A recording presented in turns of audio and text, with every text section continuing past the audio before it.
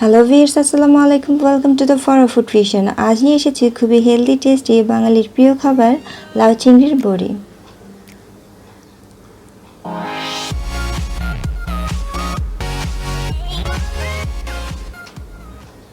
এখানে একটি লাউ নিয়ে নিয়েছি, ছিলে নিব।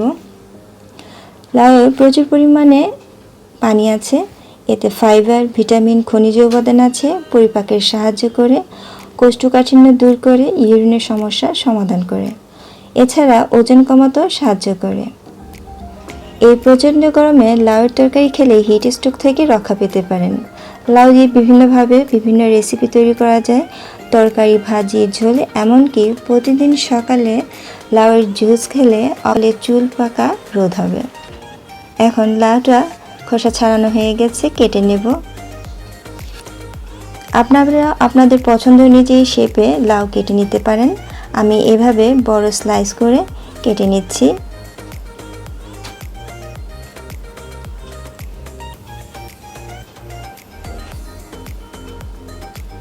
বাকি লাউটুকু এভাবে কেটে নেব। এখানে 150 গ্রাম বড় চিংড়ি কেটে বেছে পরিষ্কার করে নিয়েছি, শিরদাঁড়ের রগটা ফেলে দিয়েছি। এর মধ্যে এখন অ্যাড করছি সামান্য পরিমাণ হলুদ গুঁড়া, সামান্য পরিমাণ মরিচ গুঁড়া আর পরিমাণ মতন খাবার লবণ দিয়ে ভালোভাবে সব উপকরণগুলো মিশিয়ে রেখে দেব কিছুক্ষণের জন্য।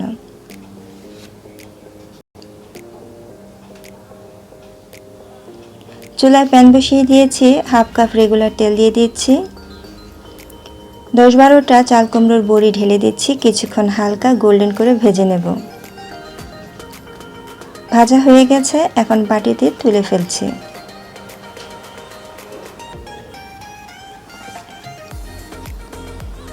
এখন এর মধ্যে 3টা মিডিয়াম সাইজের পেঁয়াজ কুচি ঢেলে দিচ্ছি, কিছুক্ষণ ভুনে নিব, জাস্ট কাঁচা স্মেলটা যেন না আসে।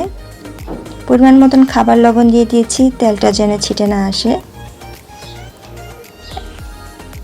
এখন মেখে রাখা চিংড়িগুলো 1 মিনিট জাস্ট কুক করে নেব।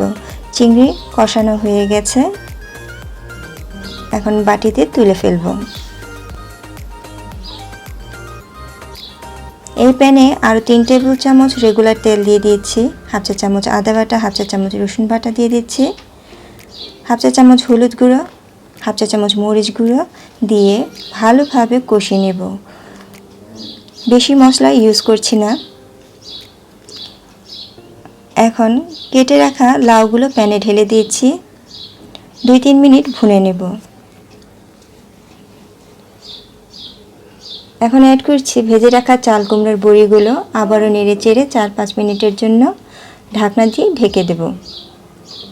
5 মিনিট পর ঢাকনা তুলে ফেলব, অনেকটাই কষানো হয়ে গেছে। আবারও পরিমাণ মতন খাবার লবণ দিচ্ছি, আর এই পর্যায়ে পরিমাণ মতন পানি দিয়ে নেড়ে চেড়ে ঢেকে দেব 10 মিনিটের জন্য। এরই মাঝে চিংড়ি ঢেলে দিচ্ছি।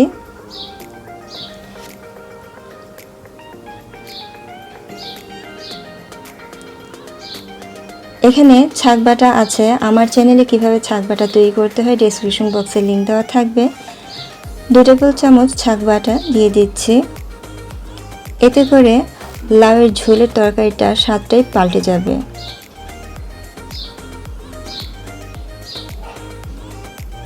এখন স্প্যাটুলা দিয়ে ভালোভাবে নেড়ে চেড়ে দেব।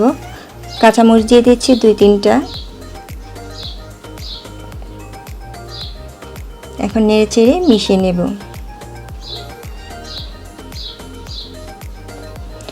হাফ চা চামচ চিনি দিয়ে দিচ্ছি, টেস্টটা ভালো আসবে। হাফ চা চামচ টালা জিরা গুঁড়ো দিচ্ছি। এভাবে 10 মিনিট মিডিয়াম আঁচে জাল দেব। 10 মিনিট পর ধনেপাতা কুচি ছড়িয়ে দিচ্ছি। লাউয়ের তরকারিটা প্রায় সিদ্ধ হয়ে গেছে, ঝোলটা ঘন হয়ে এসেছে। এখন নামিয়ে ফেলবো। তৈরি হয়ে গেলে লাউ চিংড়ির বড়ি। আজকের রেসিপিটি যদি ভালো লেগে থাকে লাইক, কমেন্ট, শেয়ার করবেন। নতুন নতুন রেসিপি পেতে সাবস্ক্রাইব করবেন, পাশে থাকা বেল আইকনটি ক্লিক করবেন। আল্লাহ হাফেজ।